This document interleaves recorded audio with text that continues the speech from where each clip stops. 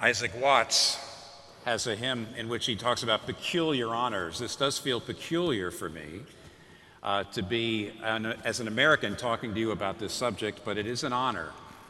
I should go down the list of all the people I should be venerating as I speak to you, but because I'm an American, I know I get that list wrong, and you've already gone through the list a couple times, and so I'm glad to be addressing you on this subject. The subject is, what can Christianity offer British, Western, our society in the 21st century? And I'd like to answer that question from the last verse that was just read to you out of that famous passage. You are the salt of the earth, but if the salt loses its saltiness, how can it be made salty again? It is no longer good for anything except to be thrown out and trampled underfoot. Now, Jesus is using a metaphor, salt, and when salt is dispersed into meat, it is both savory and preservative. On the one hand, it's savory. It brings out the taste, the best in the meat. But on the other hand, it's a preservative. It keeps it from decaying. But only if the salt is salt. That is, only if it's chemically different than the meat. If it's not different chemically from the meat, then it's of no use at all. The metaphor Jesus is using is to say that his disciples, that's the Christians, should be dispersed in the societies of the world. We're the salt of the earth, he says. That doesn't mean the ground, he means the world, society. And in every society, that means that Jesus says, my disciples should be bringing out the best in that particular culture and preventing its worst tendencies as well. But only if Christians remain salt, which is different from the rest of the culture. So I'd like to unpack that a little bit and look at how Christians have been salt in a massive way in Western society, how they still can be salt, but only if they stay themselves. Salt only is helpful to the meat if it's not like the meat, if it's itself. So 1, 2, 3. First, Christianity has been massively salt in our society already, and it still is operating today. There's a professor at a major American university, professor of history, that had, I think, in a very effective way of helping his students see how Western society had developed over the years. And here's what he would do with his students. He would give them a thought experiment. He would say, imagine it's late at night, and you are on a lonely street, and you see a little old lady coming, walking along with a big purse filled with jewels and money. And you know that to take it, here's 3 things you know for this thought experiment. Number 1, she could not resist you. Number 2, she probably wouldn't even be able to identify you if you took it. And number 3, in this particular time and place, it's not against the law to do it. Okay, for the sake of the thought experiment. She won't be able to resist you, she won't be able to identify you, and it's really not even against the law to do it. Do you do it, yes or no, and why? So the first question he would ask them is, do you do it, yes or no? And of course, you wouldn't be surprised to know that over the years, in spite of the fact that in this thought experiment it's not against the law, virtually all of his students always said, no, you don't. And then he would say, let me give you 3 reasons why, and I want you to identify which one is your reason. A, you don't do it because for you to take that money from that person would mean you would be a weak person. You would be a dishonorable person. To pick on a weak person means you would be weak. You wouldn't respect yourself. No one else would respect you. That's A. B, you don't take it because you think about her. You imagine what it would be like for her to lose that money. You imagine who might be dependent on her. Okay? So A, because you don't do it because you would be weak. B, you don't do it because it would hurt her. And C, something else. None of the above. And of course, you might guess, over the years, almost 100% of his students always picked B. And then he would begin to teach. He said A is an other-directed, A is a self-regarding ethic. It comes from a shame and honor culture in which strength is what really matters, strength and honor. B is an other-regarding ethic in which the ultimate value is love. Now, he said, when the Anglo-Saxons met the monks, when the pagan Anglo-Saxons met the monks, they were in a shame and honor culture. And the reason they wouldn't take that money would be because they would be a weak person. But when the monks came along, the Christian monks with this other regarding ethic, an ethic of love, the Anglo-Saxons thought this is crazy. Why, the only thing that holds society together is respect for strength and a certain amount of fear for strength. Society would completely fall apart otherwise. And of course, the Christians won. Christianity won out. And this is where the professor would make his point. He says, I don't care whether you're a Christian or not in this room. And he says, I don't care even whether you believe in God. Personally, it doesn't matter. The point is, you have been shaped by Christianity. Your moral sense is not the moral sense of an Eastern or ancient shame and honor culture in which strength is the most important thing. You have an other regarding ethic, an ethic of love, and that came from Christianity. Because the monks came saying, it doesn't matter the social class of the person, it doesn't matter your social class or their social class, everyone must be loved for their sake. Now, as soon as you begin to think about this, you begin to realize how this worked itself out through Western civilization. There's all kinds of scholarship going on now. I can only gesture in the direction. Brian Tierney of Cornell University and a whole lot of other people have shown that the idea of human rights, the idea of every human being being of equal dignity and worth, did not have come up out of the Enlightenment. It came up in the Middle Ages, and it actually came up out of Christian and biblical roots. For example, ancient cultures all accepted slavery, but the first person we know of ever that protested and said slavery is wrong per se, the institution is wrong per se, because human beings may not be sold because they are of infinite worth, was Gregory, the Bishop of Nyssa, who in the 370s preached a very famous sermon in which he said, now by the way, these are currencies I'm about to tell you, in which he said, how many obols for the image of God? How many staters did you get for selling the God-formed human being? For Jesus Christ, who knows the worth of human nature, has said an entire cosmos is not worthy to be exchanged for a human soul. Who, this is Gregory of Nyssa, who can buy a man or sell a man once you realize he's in the image of God? Now that idea, which was unique in the world at the time, he was the first person, the first voice to get up and say, no human being can be sold to another human being. That worked itself out. So, as Brian Tierney points, by the Middle Ages, this idea that every human being is made in the image of God began to develop the idea of inalienable human rights for everyone, no matter what the race, what the class, no matter what the social status. Martin Luther King Jr. perfectly talked about it when he says in his sermon, The American Dream, he says, you see, the founding fathers were really influenced by the Bible. The whole concept of the Imago Dei, the image of God, is the idea that all men have something within them that God injected. Not that they have substantial unity with God, but that every man has a capacity to have fellowship with God, and thus gives him a uniqueness, it gives him a worth, it gives him dignity, and we must never forget this as a nation, speaking of the United States, of course, that there are no gradations in the image of God. Every human being, from a treble white to a bass black, is significant on God's keyboard precisely because every human being is made in the image of God.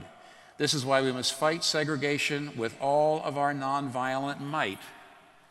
A very different voice, Jürgen Habermas, says, the ideals of freedom, of conscience, human rights, and democracy is the direct legacy of the Judaic ethic of justice and the Christian ethic of love. The very idea of human rights then works itself out in a whole lot of different areas. David Bentley Hart, another scholar, talks about how our modern ideal of universal benevolence, helping the poor no matter where they are, helping the hungry no matter where they are, the whole idea of universal benevolence is a Christian idea that grew out of Christian roots. Dare I say something about sex? Yes, I dare.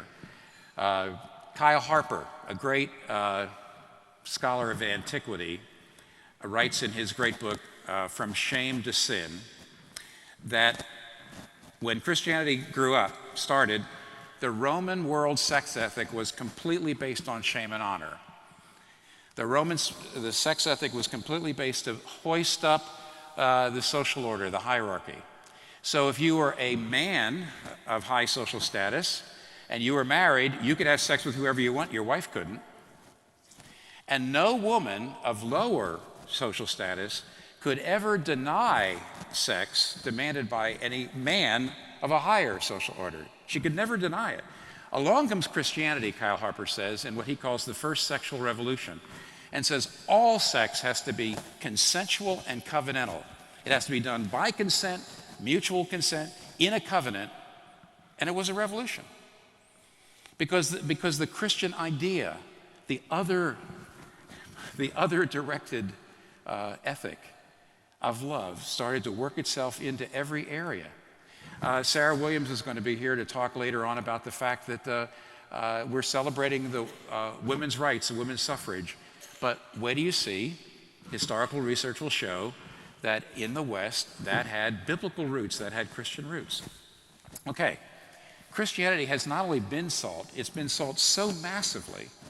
The ideals that we all take for granted right now are the fruit of the Bible and Christianity. And therefore, to even say, what can Christianity do for society now, is a little churlish. It's a little bit like saying, what have you done for me lately? But let's suggest this.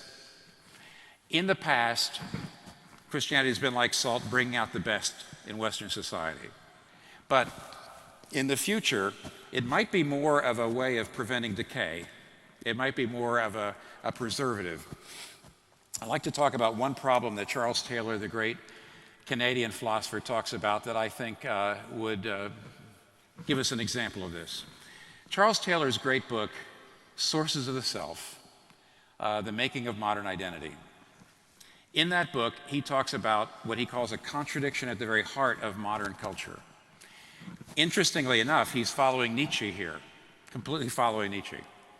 And here's what he says. He says that our modern culture is deeply incoherent over moral value. Because on the one hand, we have the highest moral ideals of any culture in history. We believe in the equality of every single human being.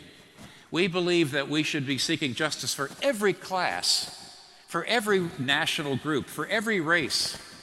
We believe in alleviating suffering and hunger for every person on the face of the earth. That's our ideals. So on the one hand, we have these high ideals. On the other hand, modern culture tells you that all moral value is socially constructed, or maybe the product of our evolutionary biology, that all moral value is basically a subjective preference. And so what Charles Taylor says is we have these high moral ideals, but we don't have the moral sources to support them. We say, look at these ideals, and then over here we say, really, all morality is relative. And he says that creates a huge problem. We don't have the moral sources to support our ideals. How so? Well, just give you two ways. One way is this. It's not the most important way, but it's one of the problems. When modern people, certainly modern people who talk about human rights and human equality, when we talk to people who don't share our values, all we can do is yell.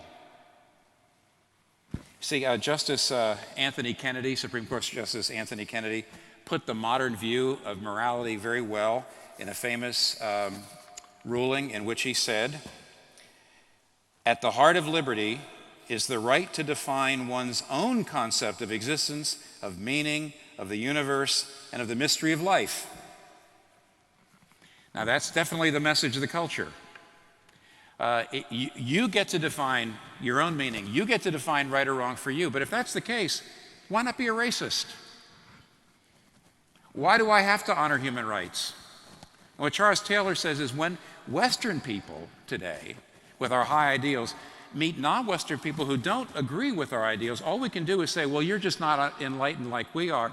And that's the same Western white imperialism that non-Western countries have been getting forever from us. Because all we can say is, well, you would just understand if you really were as enlightened and as educated as we are. So one of the problems with having high moral ideals and no moral sources for them is that when we try to talk to people who don't share ideals, all we can do is yell. But a bigger problem is this. Can we form people anymore in our society who can support those ideals, because those ideals take self-sacrifice? The way Charles Taylor puts it is like this. We tell people, especially our young people, we say, you've got to be true to yourself. You've got to follow your own inner light. You can't let anybody tell you what is right or wrong for you. And not only do you have to be true to yourself, you have to be true to yourself no matter what your family says or what your community says or what your society says. You don't sacrifice for them. You make them adjust to you. But then we say to them, but then you have to actually work for justice and you have to work to alleviate hunger, which of course takes sacrifice. What that does is it takes giving up power. It takes giving up wealth. It takes giving up all sorts of things. So how are they going to do that? When Charles Taylor's book, Source of the Self, first came out and he made this point, an atheist reviewing it wrote this. He said, perseverance in virtue will require self-sacrifice, and self-sacrifice seems to require some transcendental justification or motivation, of which the most common and perhaps the most logical is belief in God. Or so Taylor says circumspectly. Since modern freedom entails the rejection of all transcendence, modern virtue is wholly contingent. Can we be good for long without God? Taylor's doubts, he writes, are daunting to me. But let me give you an example, just to put a fine point on what I'm talking about here and what Taylor's talking about. Not too far from where I grew up, in Pennsylvania, in October 2006, a gunman went to an Amish schoolhouse and he took a bunch of little school children hostage. And during that whole crisis, he shot and killed 5 of them, girls, I think ages 7 to 13. And then he killed himself.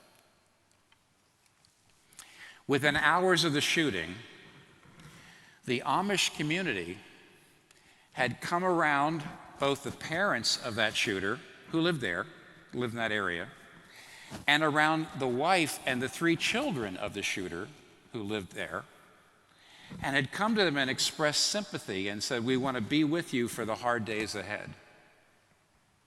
When the shooter's funeral occurred, more than half the people who were at the funeral were Amish people. And an Amish spokesman said that all the family members who lost children forgave the shooter and his family. And of course, in America, there was a huge amount of discussion about this. Everybody was shocked at their ability to reconcile, to love, to reach out. And what a lot of people wrote back then, I remember very clearly, is this is what Americans are capable of. This is us at our best. But 2 or 3 years later, 3 sociologists wrote a book called Amish Grace. And in that book, they wrote that we should not think that our Western society is capable of producing this sort of thing anymore. Forgiveness is an act of self-renunciation. Forgiveness is an act of self-sacrifice for the good of others, for the good of the community. Forgiveness means I could pay back, but I'm not going to. It's an act of self-renunciation and self-sacrifice. But, the sociologist said, our culture increasingly is a consumeristic culture, it's an individualistic culture, and it teaches self-actualization. It teaches self-assertion, and it teaches you never to do self-renunciation. Never do that. And so they said, we're more and more going to become incapable of having people who can forgive who can share power, who can make sacrifices. We're just not producing them. And they said, but see, the Amish culture was based on Christianity, and here's what the Amish culture was based on. We're saved through what Jesus Christ has done. He had all glory. He had all power. And he had every right to be angry at us, his creation, for turning away from him. But instead, he gave all that up, and he gave and he gave and he gave. He gave up his glory and became a human being.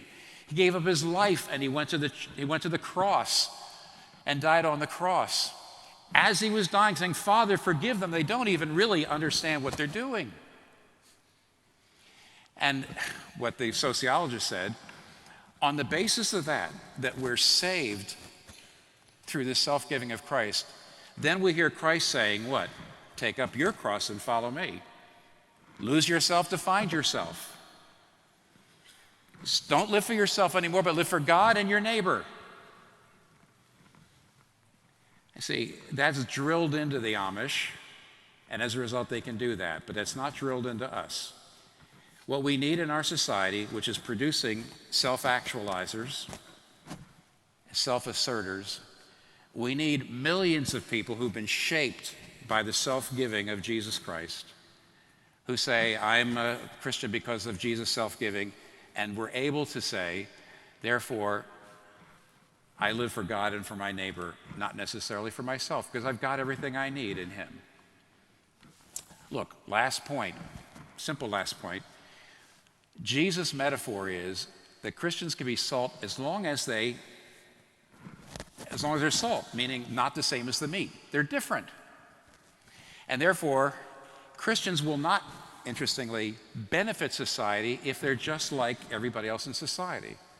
We're not going to benefit a society filled with self-actualizers unless we really are different, unless we do believe Jesus died for us, unless we do believe that we live through the self-sacrifice of the great Jesus Christ, and therefore, we're going to live by self-sacrifice. See, unless we are shaped deeply by that, then we're really not going to be of any kind of benefit. Larry Hurtado of the University of Edinburgh has written some books on early Christianity recently. And one of his books is called, Why on Earth Would Anyone Become a Christian in the First 3 Centuries? He says, as a historian, you have to ask that question because Christians were the most persecuted of any religion. So why would you become a Christian at a time in which there was no social benefit to you, no social benefit at all? And he said there's 2 answers. One is Christianity. I mean, some people say, well, Christians love their community, right? He said, no, everybody was in community. Everybody had their clans. Everybody had their families. It's not like we lonely people today. Back then, nobody was looking for community. No, they didn't go to Christianity for community. Some people say, well, wasn't it because Christianity offered miraculous healing? And the answer is, yeah, but all the religions offered it miraculous healing. What was different about Christianity? No social benefit. And yet, people became Christians, and it grew and grew and grew. Why? Offered 2 things, Hurtado says. One is communion with God. Not just favor of the gods, but a love relationship with God through the free gift of eternal life. Every other religion you have to earn, you have to work hard, you have to be a good person. Christianity said, no. Christ has gone to the cross and through his sacrifice has procured your salvation. So if you believe in him, his death, and his resurrection, you get forgiveness now. And there it is.